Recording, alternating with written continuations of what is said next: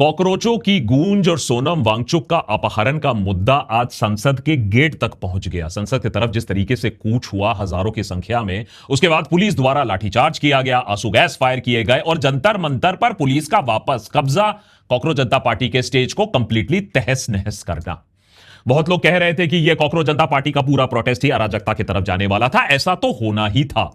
दूसरे लोग ये कह रहे हैं कि नहीं, ये तो सरकार का बहरापन है जिसके वजह से ये वायलेंस तक बात आ गई। अगर सरकार पहले ही बातचीत कर लेती तो ये वायलेंस ना होता। अब अराजकता है या बहरापन है, ये तो आप पर, आपकी श्रद्धा पर निर्भर करता है। हमारे जैसे लोग संविधान की तरफ रुझान रखते हैं, उन्हें लगता है कि सरकार बहरी थी। कुछ लोगों को लगता है नहीं, ये तो सरकार की बिल्कुल गलत नहीं है, वो तो सरकार को हर कीमत पर डिफेंड करेंगे और बोलेंगे कॉकरोच जनता पार्टी तो फॉरेन फंडेड, CIA फंडेड है और ये अराजकता ही फैलाना चाहते हैं। लेकिन जैसी भी आपकी विचारधारा हो, आज हम दिल्ली में लार्ज स्केल वायलेंस के बहुत करीब आ चुके थे। ये वो वायलेंस की बात नहीं कर रहा हूं जो हमने देखा है, खून खराबा हुआ है, लोगों के सर फोड़े गए हैं, पुलिस ने लाठीचार्ज किया है। लेकिन भोर सवेरे से ही एक संकेत मिल रहा था कि कोई बड़ा गेम खेला जाने वाला है आज, और जिस भी तरीके से हो, चाहे वायलेंट तरीके से हो, इस प्रोटेस्ट को आज ही निपटाना था। पुलिस का मन बन चुका था। और अगर कॉकरोच जनता पार्टी की तरफ से वायलेंस होता तो पुलिस के पास एक पब्लिक एक्सक्यूज होता कि वो तो मूव इन कर रही है, वो तो रिस्पॉन्ड कर रही है, और उसके बाद ये पूरा कार्यक्रम खत्म कर दिया जाता। वैसे पुलिस का जो कार्यक्रम है वो वैसे में भी हो गया।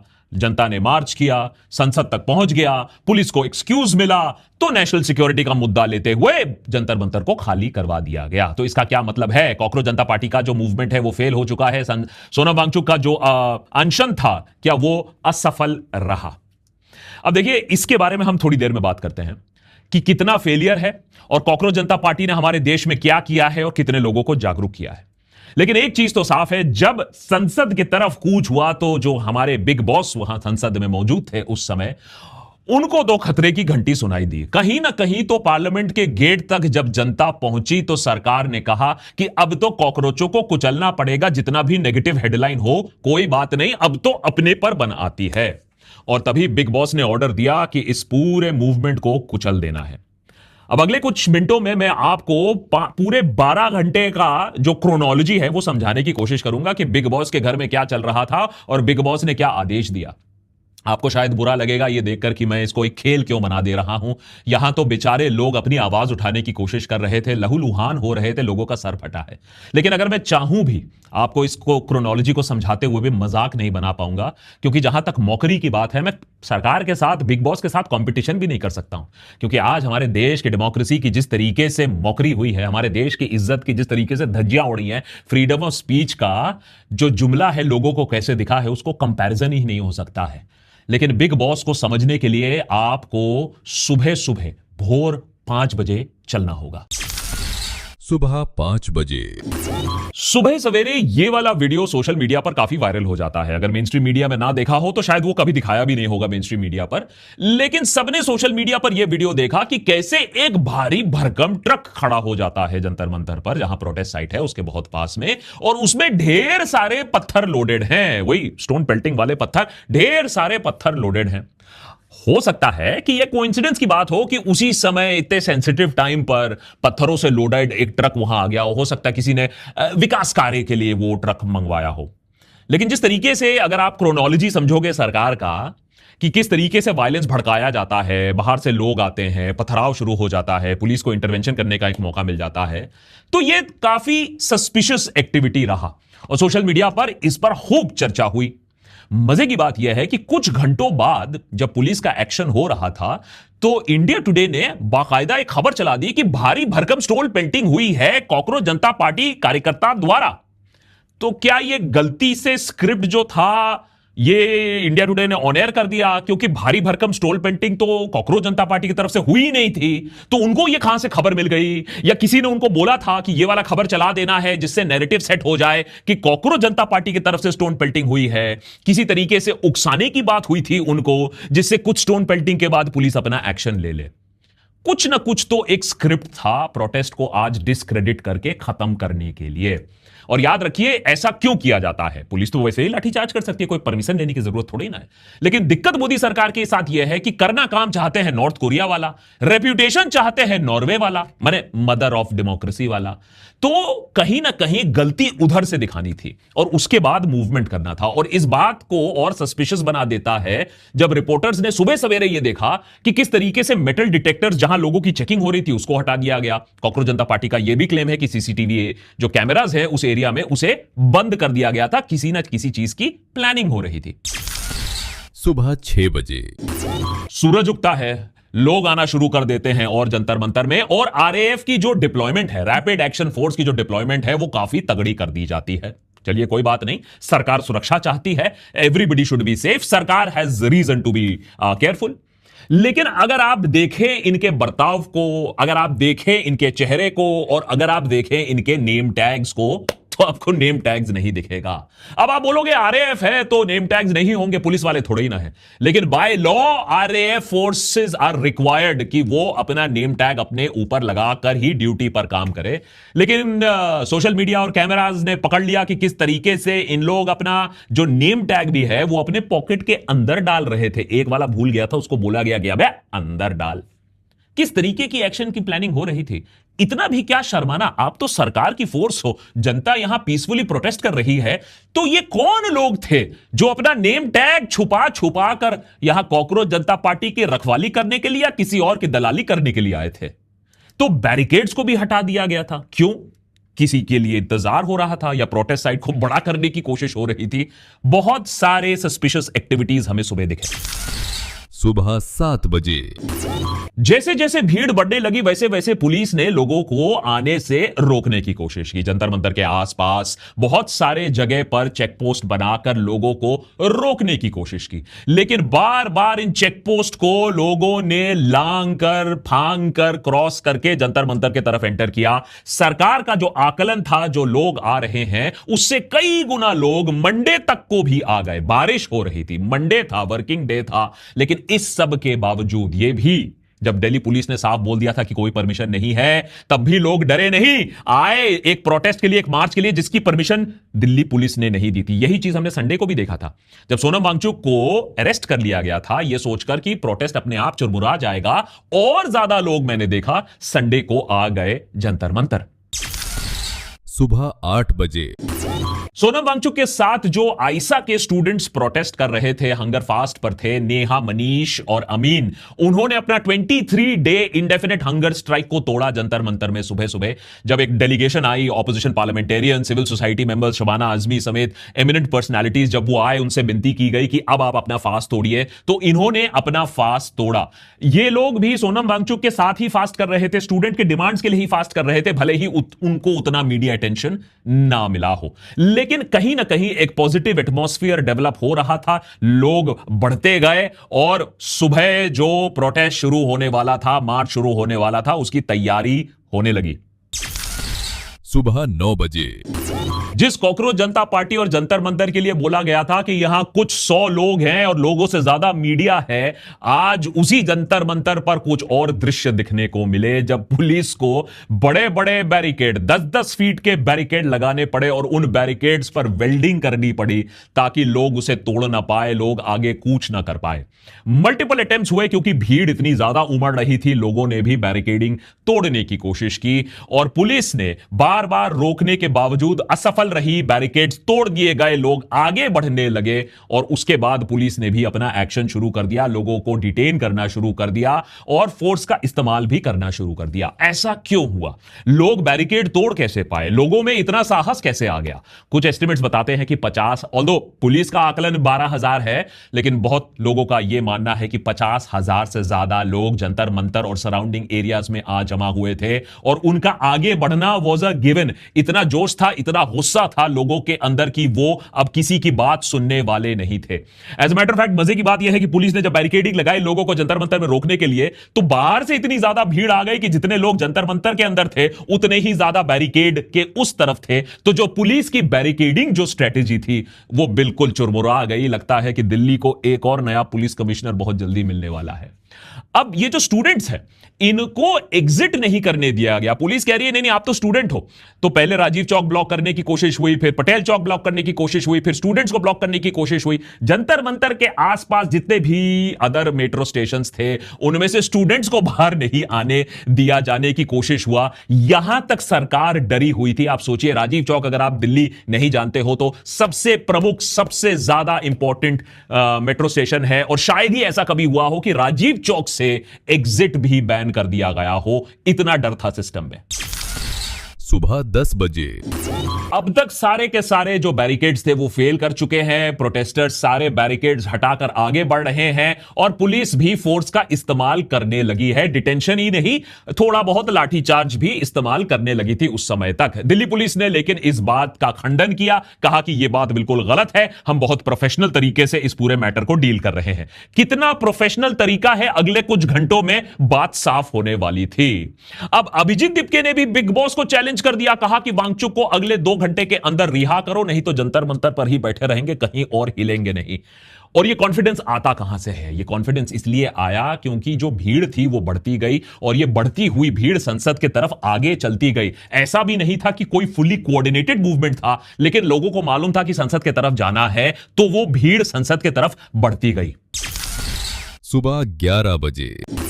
एक तरफ लोग संसद की तरफ जा रहे थे, दूसरी तरफ पॉलिटिकल सपोर्ट भी आ रहा था। विपक्ष के बहुत सारे लीडर्स, महुआ मोइत्रा से लेकर आम आदमी पार्टी जो लीडर्स थे, बैरिकेड को छलांग कर पुलिस रोकने की कोशिश कर रही है, टोकने की कोशिश कर रही है, लेकिन बार बार इन्होंने उनको हटाकर साइड करके फोर्सफुली एंटर किया। चाहे वो संजय सिंह हो, मनीष सिसोदिया हो, ये सारे लोग भी इस पूरे मुहिम में शामिल हो गए। और सिर्फ आम आदमी पार्टी ही नहीं, कांग्रेस ने भी इस मुद्दे को उठाया। कांग्रेस प्रेसिडेंट खड़गे साहब ने इस बात को, स्टूडेंट्स के अनशन को, स्टूडेंट के प्रोटेस्ट को संसद में उठाया, पार्लियामेंट में उठाया, जिसका पहला दिन था, जिसकी वजह से सरकार बहुत डरी हुई थी कि पार्लियामेंट का सत्र यहां शुरू हो रहा है और आप सदन की तरफ यहां मार्च कर रहे हो। लेकिन जो गूंज थी वो संसद के अंदर तक भी महसूस की गई। लेकिन साफ बात है कि किसी को यह सारी चीजें सुननी नहीं थी। खड़गे साहब के इंटरवेंशन के बाद संसद को ही स्थगित कर दिया गया दोपहर तक। दोपहर 12 बजे। आशा की एक किरण जरूर जगी थी दोपहर को, जब कॉन्फर्मेशन आता है कि सरकार कॉकरोच जनता पार्टी के साथ बातचीत करने के लिए तैयार हो चुकी है। सौरभ दास और आशुतोष रंका, जो स्पोक्सपर्सन है दोनों कॉकरोच जनता पार्टी के, वो जेपी नड्डा से मिलने के लिए निकले। लेकिन खेल कहीं कुछ और भी चल रहा था, क्योंकि उसी समय खबर आती है जिस तरीके से जैमर्स लगवाकर इंटरनेट को वहां ब्लॉक किया जा रहा था जंतर मंतर के आसपास। अगर आप क्रोनोलॉजी समझते हो तो आप समझ जाइए कि कुछ खराब होने वाला था। दोपहर 1 बजे। भीड़ अपने आप चलते चलते विदाउट एनी क्लियर डायरेक्शन, उनको मालूम था संसद की तरफ जा रहे हैं, 1 बजे तक प्रेस क्लब ऑफ इंडिया तक पहुंच जाते हैं। इंटरेस्टिंग बात यह है इसलिए क्योंकि प्रेस क्लब ऑफ इंडिया और संसद के बीच में सिर्फ एक ही चौराहा आता है। इतना करीब वो आ चुके थे बिग बॉस के घर से। हमने कहा कि प्रेस क्लब ऑफ इंडिया तक आ चुके हो तो मेन स्ट्रीम मीडिया को भी आजाद करवाते हैं, आगे बढ़ते।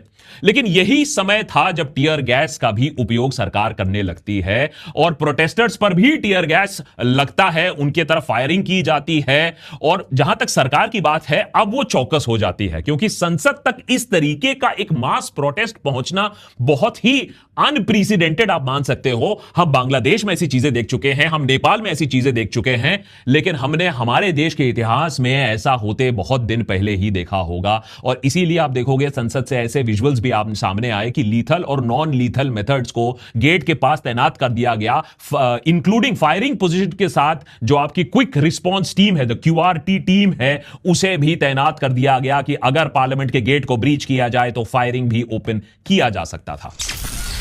दोपहर के 2 बजे। युवाओं की भीड़ जब संसद की तरफ मार्च कर रही थी तब खबर यह भी आई थी कि आनंद फानंद में प्रधानमंत्री भी पार्लियामेंट से निकल चुके थे।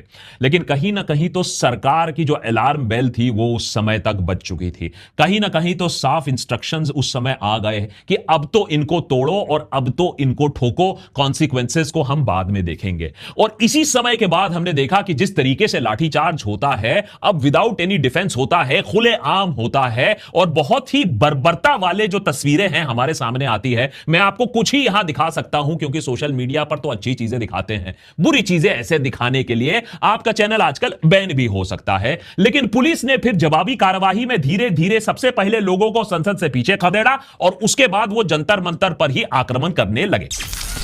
दोपहर के 3 बजे। एक तरफ पुलिस लाठी बरसा रही थी और दूसरी तरफ कॉकरोच जनता पार्टी को आश्वासन दिया जा रहा था कि नहीं नहीं, हम आपसे बातचीत करेंगे। उधर कॉकरोच जनता पार्टी के जो डिमांड्स हैं कि भैया सोनम वांगचुक को रिलीज कर दिया जाए, रेजिग्नेशन ऑफ धर्मेंद्र प्रधान कर दिया जाए, 1 करोड़ कॉम्पनसेशन दिया जाए जो फैमिली मेंबर्स हैं, जो नीट एस्पिरेंट्स हैं जिन्होंने सुसाइड किया था, और इस जो मेमोरेंडम को है वो जेपी नड्डा को सौंपा जाता है। कॉकरोच जनता पार्टी के जो स्पोक्स पर्सन हैं घंटों तक जेपी नड्डा के घर में बैठते हैं, 10 मिनट के लिए मिलने के लिए भी घंटों उन्हें बैठाया जाता है। क्या ये किसी षड्यंत्र का ही हिस्सा था? क्योंकि एक तरफ जहां जेपी नड्डा बात करते हैं, कहते हैं मैं इंटरनली इसे डिस्कस करूंगा, दूसरी तरफ वहीं पुलिस ने जो प्रोटेस्टर्स हैं उन्हें पकड़ पकड़ कर इतनी बुरी तरीके से कूटा। As a matter of fact Sonam Wangchuk ji की जो पार्टनर है गीतांजलि, जो उनकी आजादी के लिए, उनकी बातें आगे रखने के लिए लड़ रही हैं, उनको बालों से खींचा गया, उन्हें असॉल्ट किया गया। यह दावा है कॉकरोच जनता पार्टी का। शाम 4 बजे। पुलिस को जो करना था वो अल्टीमेटली उसने कर ही दिया, चाहे पत्थरबाजी के एंगल से हो या फिर सीधे लाठीचार्ज से हो, नेशनल सिक्योरिटी का मुद्दा हो। आप संसद की तरफ गए थे, पुलिस ने जंतर मंतर पर फिर से पूरा कंट्रोल कर लिया। जो कॉकरोच जनता पार्टी के जो वर्कर्स हैं उन्हें वहां से बाहर खदेड़ दिया। जो स्टेज है जहां से स्टूडेंट्स की आवाज को रखा जा रहा था पिछले इतने दिनों से, उसे कंप्लीटली तोड़कर तबाह कर दिया गया। अब इसके बाद कॉकरोच जनता पार्टी क्या करती है ये तो देखने वाली बात है, कोई और पॉजिटिव आउटकम आता है या नहीं ये देखने वाली बात है। लेकिन जब आप एक मूवमेंट को इस तरीके से कुचल देते हो तो जो नेगेटिव फोर्सेस हैं वो और ज्यादा तेज हो जाती हैं, क्योंकि फिर शांति प्रिय लोगों को और बोला जाता है कि भैया तुमसे ना हो पाएगा, अब हम करेंगे अपने तरीके से। लेकिन क्या यह प्रोटेस्ट एक फेलियर रहा है? यह बहुत इंपॉर्टेंट बात है, क्योंकि धर्मेंद्र प्रधान रिजाइन करे ना करे, हम तो पहले दिन से कर रहे थे कि वो रिजाइन तो नहीं करेंगे, और सोनम वांगचुक जी अपना फास्ट अब जल्दी तोड़ ले तो बेहतर होगा, क्योंकि ये मूवमेंट एक सक्सेस है। अब आप बोलोगे मैं भी पागल हो गया हूं, लेकिन आप सोचिए कि सरकार का जो नैरेटिव था, जो इतना तगड़ा कंट्रोल करती थी सरकार, वो नैरेटिव कहां है आज? क्या स्टूडेंट इशू, पेपर लीक, बेरोजगारी मुद्दा नहीं बन गया है? पिछले कितने दिनों से आपने देखा है हिंदू मुसलमान का मुद्दा नेशनल मुद्दा बन के बैठा है, या कब हमें समझ में आ गया कि हमें मूर्ख कैसे बनाया जा रहा है? यह सक्सेस है इसलिए क्योंकि कभी भी इतने शॉर्ट टर्म में इतना बड़ा जन आंदोलन हमने कभी नहीं देखा है। याद रखिए 6 जून का वक्त था, ज्यादा दिन पहले की बात नहीं कर रहा हूं, जब दीपके लैंड करते हैं अमेरिका से और कहते हैं मैं जंतर मंतर में प्रोटेस्ट करूंगा। लोग मजाक उड़ाते हैं, कहते हैं ऑनलाइन मीम फेस्ट ठीक है, यह ऑफलाइन मास मूवमेंट नहीं हो सकता है। 44 दिन जंतर मंतर में पहले प्रोटेस्ट से 44 दिन के अंदर अंदर आज वही पुलिस जंतर मंतर में लोगों को आने से रोक रही थी, कह रही थी मत आओ, तुम्हारे ऊपर कार्रवाई हम कर देंगे। मेट्रो स्टेशन के एग्जिट सील कर दिए जा रहे थे, बैरिकेड्स खड़े कर दिए जा रहे थे। इतिहास के पन्ने टटोलो, इंडिपेंडेंट इंडिया में कभी आपको ऐसा प्रोटेस्ट नहीं मिलेगा जो फ्रॉम नथिंग 50 दिनों के अंदर अंदर इतना बड़ा अनशन बना दे। और यह किसी पर्सन की वजह से नहीं हुआ है, यह सोनम वांगचुक की वजह से नहीं हुआ है, दीपके की वजह से नहीं हुआ है। एक मुद्दा था, एक आक्रोश था, एक गुस्सा था जो अब फूट कर बाहर आ गया, क्योंकि सरकार ने सब कुछ इतनी बुरी तरीके से दबा के रखा था कि किसी को अपनी आवाज नहीं मिल रही थी। मैंने अन्ना हजारे का प्रोटेस्ट भी कवर किया था, और इसीलिए मैं बोलता हूं कॉकरोच जनता पार्टी का जो कवरेज है, जो प्रोटेस्ट है, वो बहुत ज्यादा उससे ज्यादा शानदार है। मैं अंत तो नहीं जानता हूं, लेकिन मैं यह जानता हूं कि कॉकरोच जनता पार्टी ने पूरा नेगेटिव मीडिया जो कवरेज है उसे ओवरकम किया। सोशल मीडिया में किस तरीके से इसे हिंदू मुसलमान एंटी नेशनल मुद्दा बनाने की कोशिश चल रही थी, यह सबने देखा। और इसी प्रोटेस्ट ने सरकार की जो बर्बरता है, जो रियलिटी है, उसे एक्सपोज किया है। इसी प्रोटेस्ट ने इसको कूल बना दिया है कि हां, अनशन कर सकते हैं, प्रोटेस्ट कर सकते हैं, सरकार से सवाल पूछ सकते हैं। हम तो भूल ही गए थे, क्योंकि आजकल तो नए भारत में ए पॉलिटिकल अपने आप को बताना ज्यादा फैशनेबल हो गया था। मैं बुजदिल हूं बताना फैशनेबल हो गया था। और जहां तक रही सोनम वांगचुक का मजाक उड़ाना कि अरे अरे गोडसे के राज में गांधीयन तरीके नहीं चलते, अनशन नहीं चलते हैं, आप सोचो इसी अनशन की वजह से सरकार की ईंट से ईंट हिल गई, सरकार की रेपुटेशन के तार तार हो चुके हैं। अब एंड में बस ये मैं पूछूंगा, बहुत सारे लोग कहते हैं अच्छा ये सब तो ठीक है देशभक्त, आप क्या कर सकते हो, हम क्या कर सकते हैं? हम मुझसे जो हो पाया मैंने किया, एपिसोड्स बनाए, थोड़ा ऑन ग्राउंड रिपोर्टिंग किया। आपसे क्या हो सकता है? बहुत कुछ हो सकता है। और इसके लिए आपको अपने घर से बाहर जाकर रास्ते में झंडा लेकर भी अनशन करने की जरूरत नहीं है। जिस तरीके से डिस्कनेक्टेड मीडिया है जो आज पूरी इस प्रोटेस्ट को ब्लैकआउट कर रही है, उसे कॉल आउट करो। कर सकते हो, क्योंकि आज भी आप उसी मीडिया को कंज्यूम कर रहे हो। जिस तरीके से आपके फ्रेंड्स और रिलेटिव्स जो हेट मैसेजेस फैलाते हैं उनको काउंटर कर सकते हो, उनसे सवाल पूछ सकते हो, उनको शर्मिंदा कर सकते हो। जिस तरीके से नेतागण उंट संट बोलकर लोगों को गधा और मूर्ख बनाते आए हैं, क्या उन्हें कॉल आउट कर सकते हो? क्योंकि वो स्टूडेंट के इशू के अलावा सब कुछ पर बात करने के लिए तैयार है। औरंगजेब के बारे में बात करेंगे, नीट के बारे में बात नहीं करेंगे। बेस पॉइंट यह है कि यह मूवमेंट तो सक्सेसफुल रहा है, अब आगे सक्सेसफुल होगा या नहीं आप पर निर्भर है। आप सवाल पूछोगे या नहीं सिस्टम से, बाकी वांगचुक आकर करेगा सब कुछ तो नहीं होगा ना। आपको और मुझे भी अपनी जिम्मेदारी समझनी होगी। तो रिक्वेस्ट आपसे यही है कि जो इतना कुछ हुआ है उसे फेल ना होने दे। मेरे हिसाब से तो जो भी हुआ है आज, बहुत सारा वायलेंस हुआ है, अनफॉर्चुनेट हुआ है, लेकिन जो पूरा यूथ मूवमेंट है, युवा जो है, वो जग तो जरूर गया है और सरकार डर तो बहुत गई है।